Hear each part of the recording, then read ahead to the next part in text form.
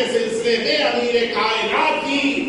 اور پھر جب میدان غدیر کا موقع آیا تو پیغمبر اسلام نے فرمایا هل جزاء الاحسان الا الاحسان. اے علی تم نے احد کے میدان میں میری حیات کی گواہی مجھے بلند کر کے دی تھی. میں اس غدیر کے میدان میں اسلام کی زندگی کو تمہیں بلند کر کے بتاؤں گا. صلوات بے محمد اور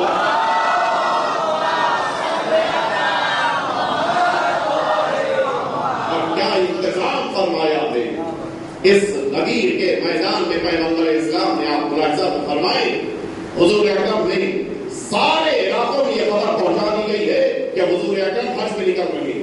آپ سنیں تو پس منظر ملاحظہ فرمائے سارے علاقوں میں خبر پہنچائی گئی. یمن تک خبر پہنچائی گئی کہ حضور اکرم حج پہ آ رہے ہیں. مقصد کیا تھا؟ کیا پیغمبر اسلام مسلمانوں کو اپنی زیارت سے مشرف کرانا چاہ رہے تھے؟ خدا کا گھر دکھانا چاہ رہے تھے؟ مقصد کیا تھا؟ مقصد حج نہیں تھا بلکہ مقصد وہ اعلان ولایت تھا کہ جو میدان غدیر میں ہونے والا تھا. حضور اکرم نے سارے علاقوں میں خبر پہنچائی اور نتیجہ یہ ہوا کہ اتنا بڑا مجمع، پہلی بار اتنا بڑا مجمع عالم اسلام کا جمع ہوا مکہ معظمہ میں. لیکن پیغمبر اسلام نے یہاں اعلان نہ فرمایا بلکہ اب یہ قافلہ آگے بڑھ رہا ہے اور اس موقع کے اوپر اس جگہ کے اوپر جہاں پر راستے مختلف ہو رہے تھے ان راستوں کے اختلاف کے باوجود مسلمانوں کے اتحاد کو محفوظ رکھنے کے لیے اعلان ولایت کیا. راستے جدا ہوں گے لیکن دل نہ جدا ہونے پائے. تمہاری منزلیں الگ الگ ہیں لیکن تمہارے عقیدے ایک ہونے چاہیے. اس لیے اس میدان میں تاریخ میں لفظ لکھی ہے اس کی میں وضاحت کرنا چاہ رہا ہوں. تاریخ میں لکھا ہے کہ حضور اکرم نے میدان غدیر میں جو منبر بنایا تھا وہ اتنا اونچا تھا کہ جو ایک اونٹ کی اونچائی تک پہنچ جائے. آپ کو شاید تعجب ہو رہا ہو اونٹ کی اونچائی تو بہت زیادہ نہیں. آخر وجہ کیا ہے کہ یہ لفظ تاریخ نے محفوظ رکھا اور بلندی کہہ دی جاتی کہ 2 اونٹ کے برابر 3 اونٹ نہیں 1 اونٹ. یعنی اس کے معنی یہ ہے کہ یہاں کے اوپر منبر جو ان کجاووں کے ذریعے سے پالان شتر کے ذریعے سے بنایا گیا تھا یہاں بہت زیادہ اونچائی کا مسئلہ نہیں تھا. ورنہ اگر اونچائی کا مسئلہ تھا تو 4 10 20 اور پالان جمع کر لیے جاتے اور اونچائی مل جاتی. تو پھر اب سوال یہ پیدا ہوتا ہے کہ اگر پالان شتر ہی کا منبر بنانا تھا تو پھر کیا یہ ممکن نہ تھا کہ حضور اکرم کسی اونٹ پر بیٹھ جاتے؟ میں اپنی طرف سے نہیں کہہ رہا ہوں. 8ویں امام حضرت علی رضا علیہ السلام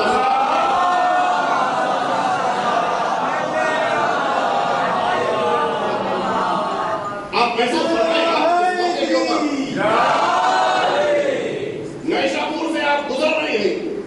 سارے عالم اسلام نے کہا کہ ابن رسول اللہ اے فرزند پیغمبر آپ کوئی حدیث ارشاد فرمائیں. کہاں تشریف فرمائے؟ اونٹ کے اوپر.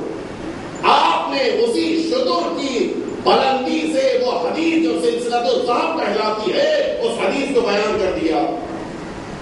یعنی بلند چیزوں کو اس اونٹ کی بلندی سے بیان کیا جا سکتا تھا. یا رسول اللہ کیوں اتنا اہتمام فرما رہے ہیں؟ کیا ضرورت ہے کہ ان بزرگان کے بزرگان کا جان بوجھ کے کہہ رہا ہوں ان بڑے بڑوں کے اونٹ کے اوپر سے یہ پالان کو ان کجاوے کو اتارا جائے اور اس کے بعد یہ منبر بنایا جائے؟ شاید مقصد یہ تھا بلندی تو یقیناً اونٹ کے ذریعے سے مل سکتی ہے لیکن مجمع کو روکنا بھی تو ہے. اسی لیے ہمارے شہر کے وسیم کسروی صاحب کا آپ نے نام سنا ہو.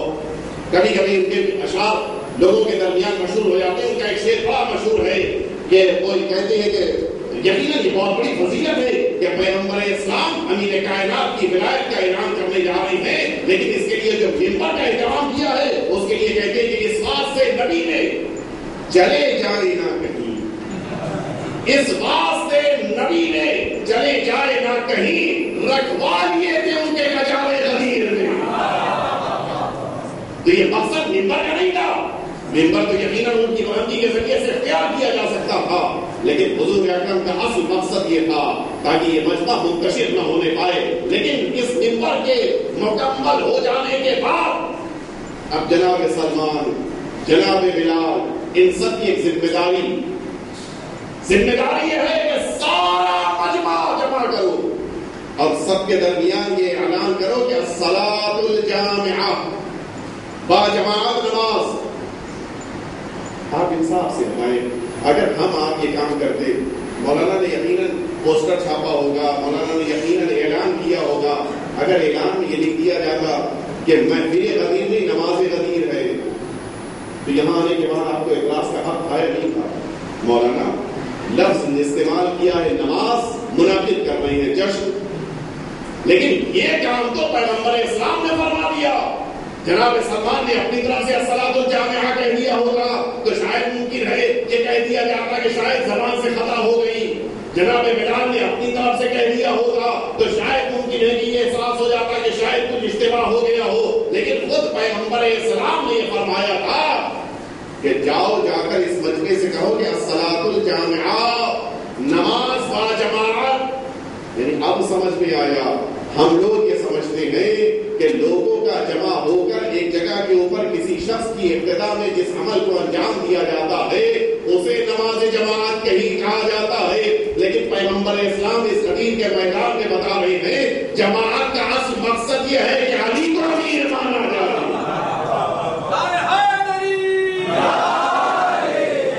بات کو مکمل کر دیتا ہوں اس سلسلے کی، شاید آپ کا ذہن وہاں تک نہ پہنچ پایا ہو، میں پہنچا دیتا ہوں کیونکہ میرے لفظ نام اسی لحاظ بات نہیں پہنچا پایا. نماز بغیر علی کے ممکن نہیں. کیوں؟ سنیں گے آپ. خانہ کعبہ کب تعمیر ہوا ہے؟ جناب ابراہیم نے تعمیر کیا. اور خانہ کعبہ کی طرف سجدہ کب ہوا ہے؟ 1000 سال کے بعد. یہ 1000 سال تک دیواریں موجود ہیں، چھت موجود ہے، طواف ہو رہا ہے، لیکن سجدہ نہیں ہو رہا ہے. اور یہ 1000 میں کہہ رہا ہوں یہ چھٹے امام کی حدیث ہے. اور یہی امام نے فرمایا کہ جس موقع کے پر پروردگار عالم نے جناب آدم کا پتلا تیار کیا تو یہ پتلا یہ 1000 الف سال، یعنی کتنے ہو گئے آپ ذرا جوڑ لیجیے، 1000 سال. اتنے سالوں تک یہی جناب آدم کا پتلا ہے کہ جو جنت میں موجود ہے، لیکن کسی ایک بھی مرد نے سجدہ نہ کیا. ملائکہ موجود ہیں، سب گزر رہے ہیں، لیکن کسی ایک نے بھی سجدہ نہیں کیا. لیکن اچانک ایک دن آواز آئی فَإِذَا نَفَخْتُ فِيهِ مِن رُّوحِي فَقَعُوا لَهُ سَاجِدِينَ. جب میں اس میں اپنی روح داخل کر دوں تو اب تم سب سجدے میں چلے جانا. اب نہ کہیے گا کہ یہ سجدہ جناب آدم کا تھا، نہیں، اس روح پروردگار کا تھا کہ جو اس جناب آدم کے پتلے میں داخل ہو گئی تھی.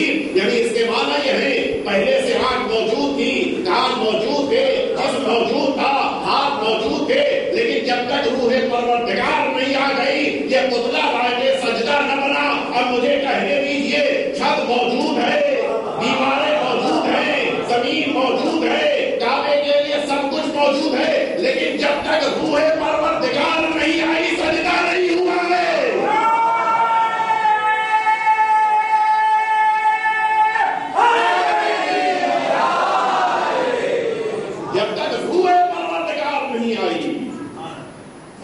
پروردگار کون ہے؟ اس کی ولادت کے بعد سجدے شروع ہوئے. کون ہے جو نفس پروردگار ہے؟ کون ہے جو چشم پروردگار ہے؟ کون ہے جس کا ہاتھ ید اللہ ہے؟ کون ہے جس کی کان اذن اللہ ہے؟ کون ہے جس کی زبان لسان اللہ ہے؟ اب مجھے کہنے دیجیے کہ حضور اکرم نے فرمایا تھا زندگی بھر نمازیں پڑھتا رہے، زندگی بھر روزے رکھتا رہے، حالت صوم میں یہ صفا اور مروہ کے درمیان خدا کی راہ میں قتل کر دیا جائے، لیکن اے علی اگر اس کے دل میں تمہاری محبت نہیں ہے تو وہ جنت کی خوشبو نہیں سن سکتا ہے. کیوں؟ اس لیے کہ عبادت تو کی تھی، روح عبادت نہیں تھی. صلوات بیٹے محمد والا.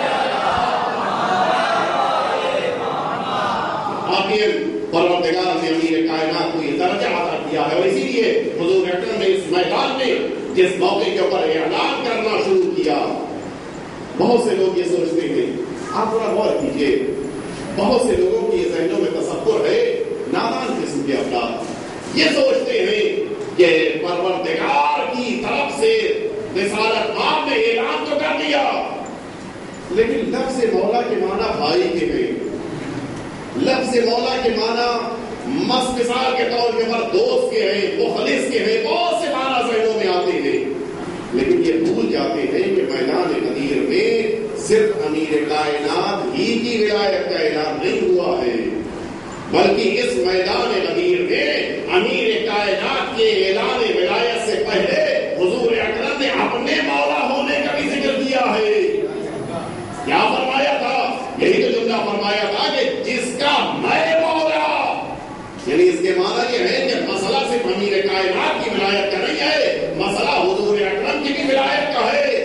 اب مجھے جملہ کہنے دیجیے، کوئی افسوس نہ کیجیے گا، کوئی افسردگی آپ کے چہرے پہ نہ آئے اگر کوئی علی کو اپنا بھائی کہے، اس لیے کہ وہاں تو رسول بھی بڑا بھائی ہے، تو جس کی نگاہ میں رسول بڑا بھائی تھا وہ اگر امیر کائنات کو بڑا بھائی کہیں گے تو کوئی مسئلہ نہیں ہے۔ یہ واحد قوم ہے شیعہ کہ جس کی نگاہ میں علی بھی مولا ہے، رسول بھی مولا ہے،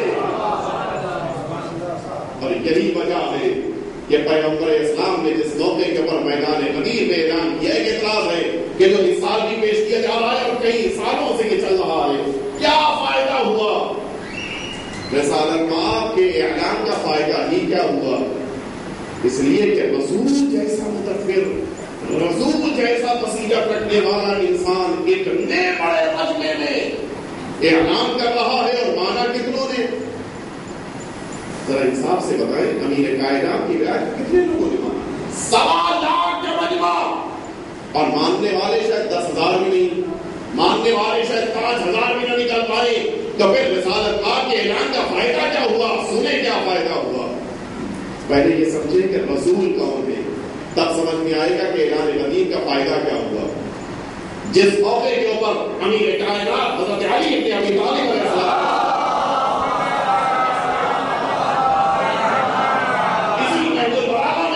حضور اکرم کی تعریف شروع کی، یہ جملہ فرماتے ہیں محفوظ علی النبیین میثاقہ، پروردگار نے سارے نبیوں سے پہلے اس بات کا اقرار لیا کہ وہ ہمارے رسول کی رسالت و نبوت کو قبول کریں، تب ان انبیاء کو نبوت دی گئی۔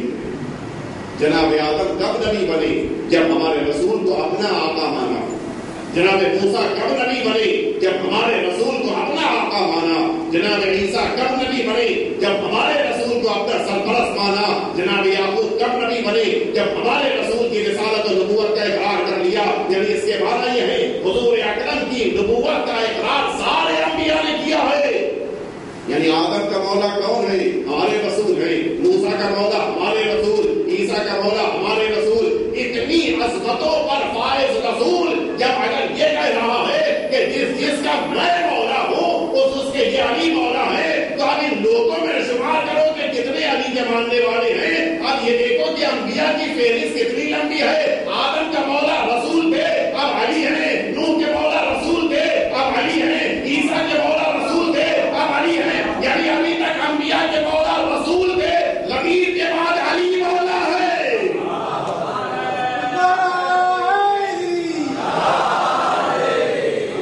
اور اسی لیے اس میدان غدیر کے بعد ہماری ذمہ داری سنگین ہو جاتی ہے۔ بس میں آخری کلام میں ایک بات کہہ کے اپنی گفتگو مکمل کیے دیتا ہوں، شاید میرا وقت بھی پورا ہو گیا ہوگا۔ ہم سب کی ذمہ داری میدان غدیر سے پہلے بھی تھی، میدان غدیر کے بعد بھی ہے۔ آج آپ جانتے ہیں کہ شہر فیض آباد کے سب سے بزرگ عالم دین کا انتقال ہوا، خدا رحمت کرے۔ ان کا ایک جملہ یاد آ رہا ہے، اس کو نقل کر دوں تاکہ ان کے ایصال ثواب کا ذریعہ بن جائے۔ انہوں نے کہا کہ حضور اکرم نے فاران کی چوٹیوں میں کیا فرمایا تھا؟ قولوا لا الہ الا اللہ تفلحوا، لا الہ الا اللہ کہہ دو فلاح مل جائے گی۔ یا رسول اللہ ہم بھی لا الہ الا اللہ کہہ کے فلاح حاصل کر سکتے ہیں، اور یقیناً حضور اکرم کا جملہ ہے، اس میں کوئی شبہ نہیں ہے۔ لیکن کیا واقعی صرف لا الہ الا اللہ کہہ دینے سے انسان جنت چلا جائے گا؟ مولانا تقی الحدیث صاحب رحمت کرے ان کا یہ جملہ ہے کہ یقیناً لا الہ الا اللہ کہہ دینے سے انسان فلاح پا جاتا، لیکن تب فلاح ملتی جب جملہ سننے کے بعد فوراً لا الہ الا اللہ کہتا اور رسالت پیغمبر کا اعلان نہ سن کر دنیا سے چلا جاتا۔ آپ نے غور نہیں کیا، صرف لا الہ الا اللہ سنا، اقرار توحید کیا، اور ابھی اعلان رسالت سے پہلے اگر دنیا سے چلا گیا ہے تو پھر وہ جنت تو جا سکتا ہے، لیکن اگر اتنی دیر ٹھہر گیا کہ حضور اکرم نے اپنی رسالت کا بھی اعلان کر دیا تو پھر اب لا الہ الا اللہ تب جنت میں لے جائے گا جب محمد رسول اللہ بنا دیا جائے۔ اور پھر اس کے بعد ان کی خطابت ظاہر ہے، ہندوستان کے ایک کلاس سے چوٹی کے چوٹی کے ساکن کے عالم بھی تھے، ان کے خطابت ظاہر ہے، اس کو تو میں نہیں بیان کر سکتا، لیکن ان کا جھنڈا یہ ہے اگر صرف محمد رسول اللہ کی نجات چاہیے ہے تو ابھی مر جاؤ، اس لیے کہ پیغمبر حج پہ جا رہے ہیں۔ اگر محمد رسول اللہ ہی پہ نجات چاہیے ہے تو ابھی جلدی سے مر جا، اس لیے کہ پیغمبر حج سے اب واپس مدینے کی طرف جا رہے ہیں۔ اگر ابھی بھی چاہتا ہے نجات حاصل کر لے، جنت محمد رسول اللہ پہ پالے تو جلدی سے مر جا، اس لیے کہ پیغمبر جوہبہ میں پہنچ چکے ہیں۔ اور اگر ابھی بھی نجات چاہتا ہے کہ تو جنت چلا جا تو جلدی سے مر جا، اس لیے کہ پالان شدر کا ممبر بننا شروع ہو چکا ہے۔ اور اگر ابھی بھی چاہتا ہے کہ جنت صرف محمد رسول اللہ میں مل جائے تو تو جلدی سے مر جا، اس لیے کہ پیغمبر ممبر پہ جا رہے ہیں۔ لیکن اب یاد رکھنا اگر ابھی نہیں مرا ہے تو جب تک علی ولی الدرد کے جنت نہیں جائے گا۔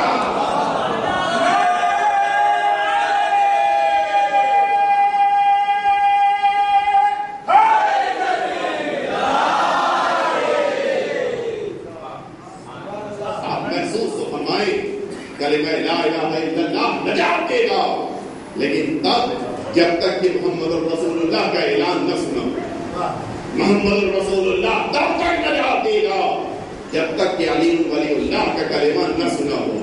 لیکن اب کلمہ علی ولی اللہ کو سن لینے کے بعد اب نجات اسی کے لیے ہے کہ جب اس تیسری شہادت کو اپنی شہادتوں میں شامل کر لیں۔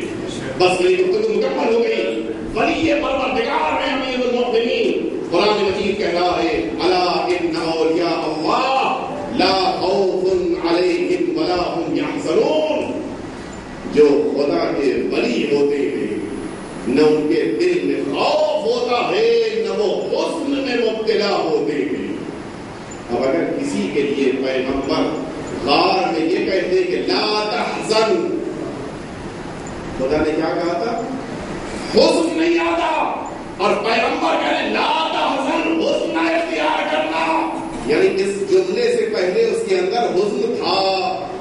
تبھی تو پیغمبر اسلام نے کہا کیا بنا وجہ کے کام کر رہے ہو، موقع بند کر رہے ہو، رو نہیں، گریہ نہ کرو، ڈرو نہیں، ان اللہ معنا، خدا ہمارے ساتھ ہے۔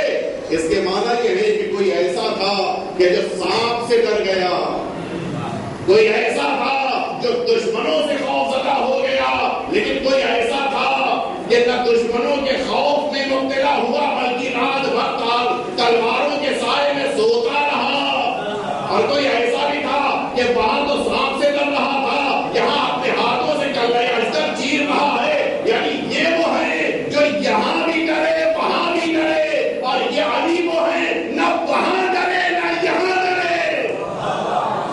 اور اسی لیے پروردگار نے کسی کو نہیں کہا ہے لافتہ، اگر کہا ہے تو صرف امیر کائنات کے لیے لافتہ فرمایا ہے۔ یعنی اس کے معنی یہ ہے کہ میدان جس موقع کے پر پروردگار عالم اس خطاب کو نازل کر رہا ہے، یہ لافتہ کا لقب علی کو مل رہا ہے۔ یعنی کچھ ہیں جو لافتہ کا لقب لے رہے ہیں، کچھ اسی میدان میں لاپتہ بھی ہیں۔ اب یہ اپنا اپنا نصیب ہے، کچھ لاپتہ کے پیچھے چلے، ہم لافتہ کے پیچھے چل پڑے۔ ایک دفعہ دل کے سلام بھیج دینا پڑا۔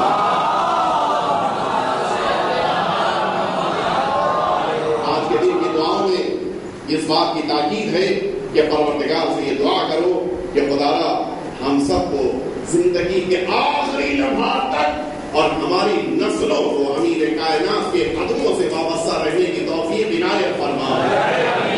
خدایا زندگی کا وہ لمحہ کہ جس میں ہمارے دل میں ذرا بھی امیر کائنات اسرائیلیات اہل بیت اطہار کے بارے میں شبہ پیدا ہو سکتا ہو، اس لمحے کے آنے سے پہلے ہمیں موت عنایت فرما۔ خدا ہم سب کو اہل بیت اطہار کی خدمت کی توفیق عنایت فرما۔ خدا ہم سب کو اس دنیا میں اہل بیت اطہار کے در سے وابستہ رہنے اور آخرت میں شفاعت حاصل کرنے کی توفیق عنایت فرما۔ خدا شب اول قدر ہم سب کو امیر کائنات کی زیارت اور شفاعت نصیب فرما۔ امام عصر کے ظہور میں تعجیل فرما۔ ہم سب کو مولا کے غلاموں میں شمار فرما۔ ربنا تقبل منا انك انت السميع العليم۔ اعوذ بالله من الشيطان الرجيم، بسم الله الرحمن الرحيم۔ ان الله وملائكته يصلون على النبي يا ايها الذين امنوا صلوا عليه وسلموا تسليما۔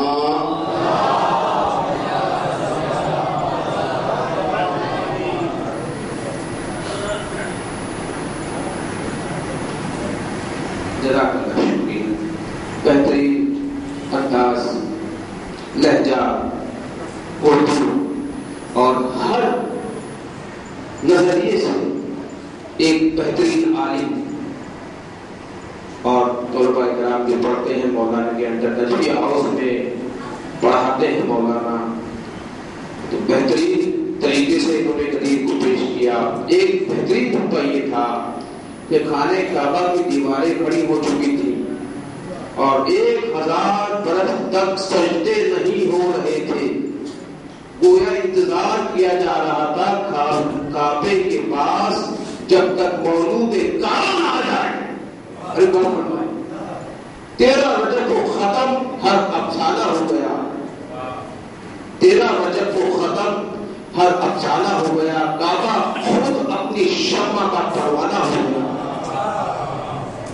13 رجب کو ختم، ہر افسانہ ہو گیا، کعبہ خود اپنی شمع کا پروانہ ہو گیا۔ تارے کا چوم لینا تارے تو رات کو، اہل فلک کا سجدہ شکرانہ ہو گیا۔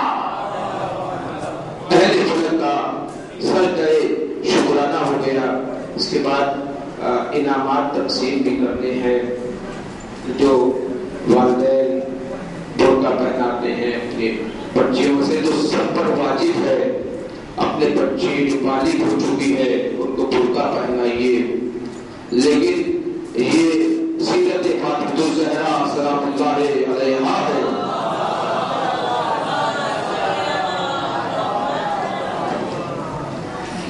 آواز دیں گے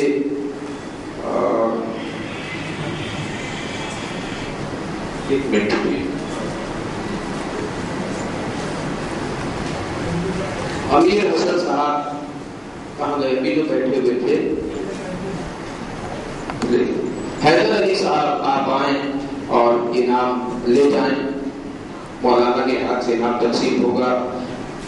ذکی حسن نبی صاحب، اللہم صلی علی محمد محمد، اور قیام آور صاحب آپ تشریف لائیں اور اللہم صلی علی محمد محمد۔ اس کے بعد ہم آواز دیں گے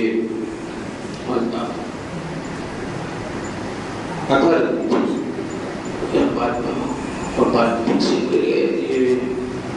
سمر رسولی صاحب آپ بھی جو ہے نا پیسے آپ ہو جائیے۔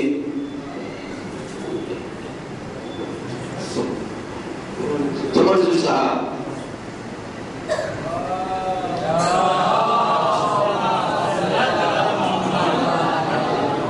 احمد علی عابدی صاحب، مولانا احمد علی عابدی، ایک سلمان تھی محمد والے محمد۔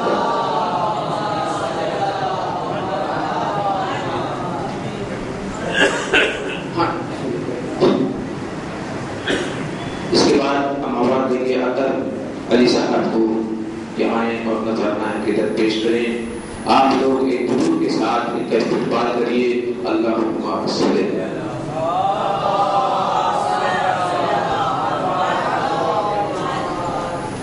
محمد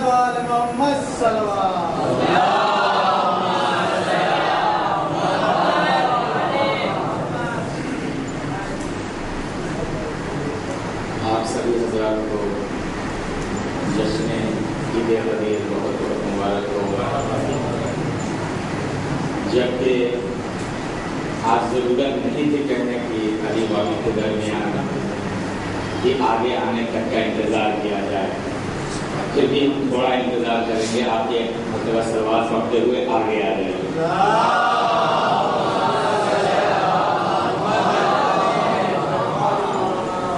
میں پڑھوں گا ہی نہیں جب تک آپ آگے نہ آ جائیں۔ غریب کا موقع ایسا ہی تھا جب تک پورے ہی اطمینان کے ساتھ پڑھ رہے ہیں۔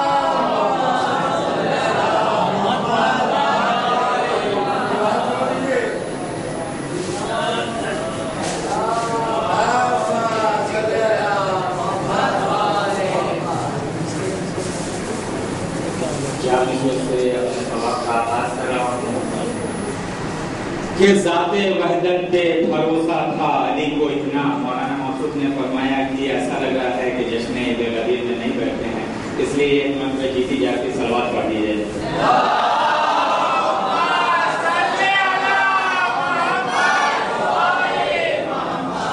کہ ذات وحدت پہ بھروسہ تھا علی کو اتنا، نفس کو بیچ دیا سو گئے تلواروں میں۔ ذات وحدت پہ بھروسہ تھا علی کو اتنا، نفس کو بیچ دیا سو گئے تلواروں میں۔ اب تذکرہ جب بھی ہوا حسن علی اکبر کا، آئینے ٹوٹ گئے مصر کے بازاروں میں۔ آئینے ٹوٹ گئے مصر کے بازاروں میں۔ اور جو چاہتے ہو زمانے میں دبدبا رکھنا، جو چاہتے ہو زمانے میں دبدبا رکھنا، تو نام اپنے علاقے کا کربلا رکھنا۔ جو چاہتے ہو زمانے میں دبدبا رکھنا، تو نام اپنے علاقے کا کربلا رکھنا۔ اور نبی کے دوش پر آ کر حسین کہتے تھے بڑا ثواب ہے کاندھے پہ تعزیہ رکھنا، بڑا ثواب ہے کاندھے پہ تعزیہ رکھنا۔ ہمیں پتہ چل رہا ہے کہ آپ پوری طریقے سے تھک چکے ہیں، لیکن بہرحال جو سوچ کے آیا ہوں سناؤں گا۔ ایسا بات پڑھ دیں محمد۔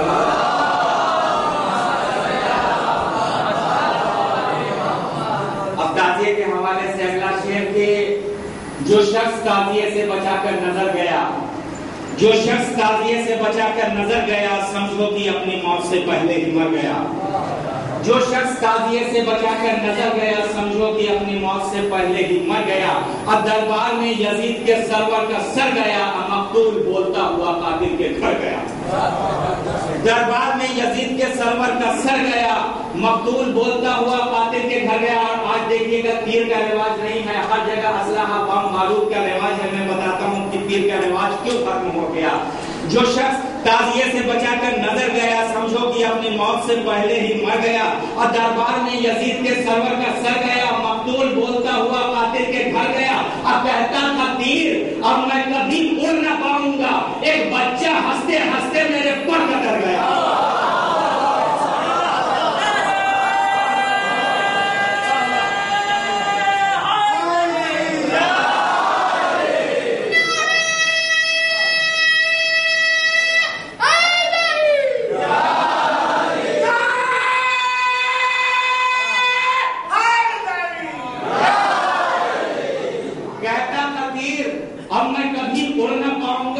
ایک بچہ ہنستے ہنستے میرے پر کتر گیا۔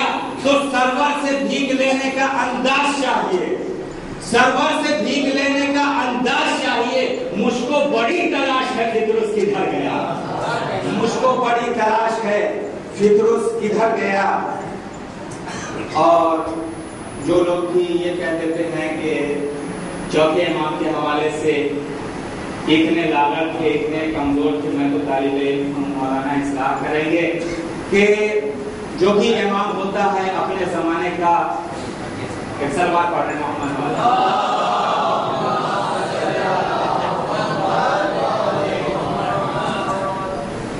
جو بھی امام ہوتا ہے اپنے زمانے کے ہر انسان کے فضیلتوں میں سے افضل ہوتا ہے، سب سے افضل ہوتا ہے امام، چاہے وہ شجاعت ہو، طاقت ہو، علم ہو، بلندی ہو، سب میں افضل ہوتا ہے امام۔ چار مصرے چوتھے امام کے حوالے سے کہ عشق کرار میں جو لوگ سوئے دار ملے، عشق کرار میں جو لوگ سوئے دار ملے قبر میں ان سے گلے حیدر کرار ملے، اور دین اسلام کو آزاد کرانے کے لیے شام میں قیدی بنے عابد بیمار ملے۔ اور اس مصرے کے لیے ہم نے آپ کو زحمت دی تھی کہ وہ تو بیمار تھا، وہ تو بیمار تھا، وہ تو بیمار تھا اسلام کی صحت کے لیے، وہ تو بیمار تھا، وہ تو بیمار تھا اسلام کی صحت کے لیے، تاکہ دنیا کو اسلام نہ بیمار ملے۔ وہ تو بیمار تھا اسلام کی صحت کے لیے تاکہ دنیا کو اسلام نہ بیمار ملے۔ ایک مطلب اور چند شعر کہ سورج کی طرح برج و نمودار ہوا ہے، سورج کی طرح برج و نمودار ہوا ہے، یہ آئینہ ایک رات میں تیار ہوا ہے۔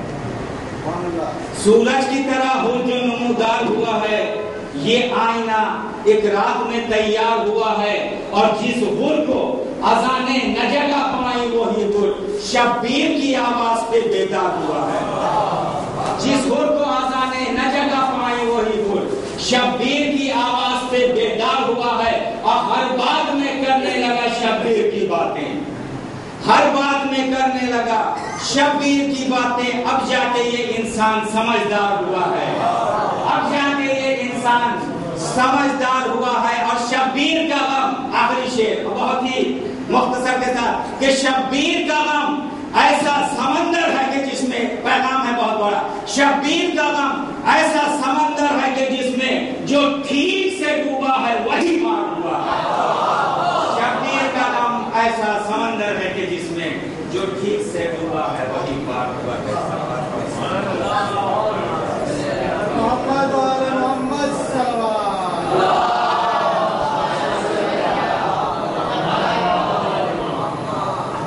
غم شبیر ہماری روح میں ہے، ہمارا مقصد حیات غم شبیر ہے، کیونکہ غم شبیر پر بی بی زہرا دعائیں دیتی ہیں۔ عزیز محترم، وقت میرے پاس کم ہے، اس کے ساتھ میں جناب مظاہر حسین صاحب کو اسے دعوت دوں گا کہ یہاں آئے اور اپنا انعام لے جائیں۔ مولانا آپ انہیں انعامات سے نوازیں۔ ایک دور پڑی محمد و محمد۔ ہمارے قوم کے بزرگ بڑے ہی ادب و تہذیب والے ہوتے ہیں اور ادب سمجھاتے ہیں، ان سے کچھ سیکھا کریے، یہ بھی بہت بڑی نعمت ہے ہمارے لیے۔ اس کے بعد میں دعوت دوں گا زیدی صاحب کو، محسن زیدی صاحب کو کہ آئیں اور نذرانہ عقیدت پیش کریں۔ آپ ان کا استقبال ایک درود کے ساتھ کریے۔ اللہم صلی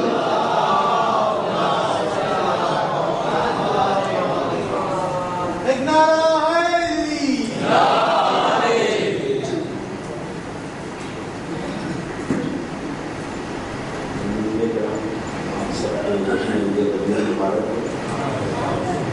اور جشن تدبیر ہے، لہذا صرف دلیل سماعت میں چار سے سماعت میں کہ جس پر تھا سارے نبیوں کی محنت کا انحصار،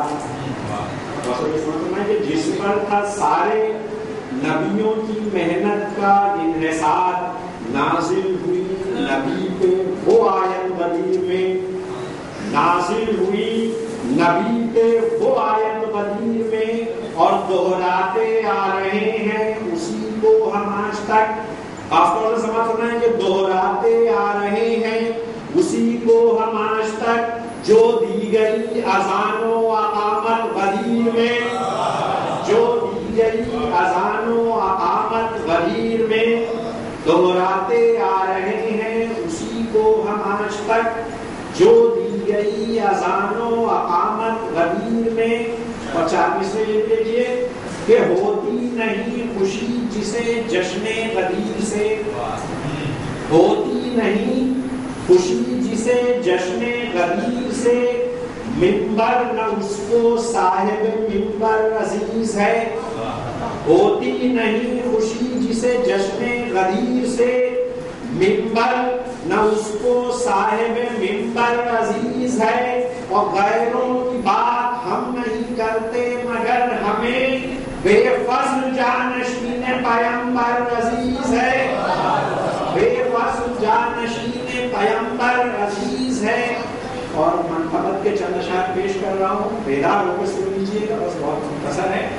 مطلب سمجھ فرمائیں کہ غدیر خم شاہد ہم نے یہ سیکھا پیمبر سے، غدیر خم شاہد ہم نے یہ سیکھا پیمبر سے، علی مرتضیٰ کی مدح ہو کس طرح منبر سے، علی مرتضیٰ کی مدح ہو کس طرح منبر سے، اور علی کی مدح کا سورج نہ ڈوبا ہے نہ ڈوبے گا، علی کی مدح کا سورج نہ ڈوبا ہے نہ ڈوبے گا، آیا یہ کر دیا حق نے غدیر خم کے منبر سے، آیا یہ کر دیا حق نے غدیر خم کے منبر سے۔ اور سمجھ فرمائیں کہ جو اعلیٰ ہے وہ اعلیٰ ہے، جو ادنا ہے وہ ادنا ہے۔ سمجھ فرمائیں کہ جو اعلیٰ ہے وہ اعلیٰ ہے، جو ادنا ہے وہ ادنا ہے۔ تقابل ہم نہیں کرتے کبھی ہیرے کا پتھر سے، تقابل ہم نہیں کرتے کبھی ہیرے کا پتھر سے، اور گوارا ہی نہیں روزے ازل سے اہل دانش کو، سمجھ فرمائیں کہ گوارا ہی نہیں روزے ازل سے اہل دانش کو، کسی بدبخت کو تشبیہ دینا نیک اختر سے، کسی بدبخت کو تشبیہ دینا نیک اختر سے۔ اور سمجھ فرمائیں کہ خدا کا شعر سب کس کو کہیں پوچھے، خدا کا شعر سب کس کو کہیں یہ پوچھ لے دنیا، خدا کا شعر سب کس کو کہیں یہ پوچھ لے دنیا، احد سے بدر سے صفین سے خندق سے خیبر سے، احد سے بدر سے صفین سے خندق سے خیبر سے، اور سلیقہ میں کشی کا ہم نے سیکھا بادخانے میں، سلیقہ میں کشی کا ہم نے سیکھا بادخانے میں، کبھی قمبر کبھی نیسف کبھی سلمان و بوزر سے، کبھی قمبر کبھی نیسم کبھی سلمان و بوزر سے، علی کو مان لو بعد نبی بے فاصلہ رہبر، علی کو مان لو بعد نبی بے فاصلہ رہبر، ہوا اعلان من ان کو غدیر خم کے منبر سے، ہوا اعلان من کن تو غدیر خم کے منبر سے۔ اور آخری شعر ہے کہ اسے جس نے نہ مانا اس نے پھر کچھ بھی نہیں مانا، اسے جس نے نہ مانا اس نے پھر کچھ بھی نہیں مانا، ہوا خارج بشر وہ حلقہ دین پیمبر سے۔ محمد صلوات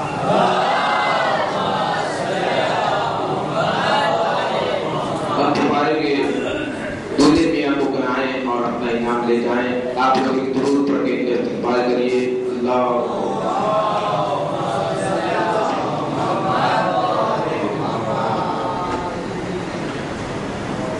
مبارک ہو کہ کبھی حسین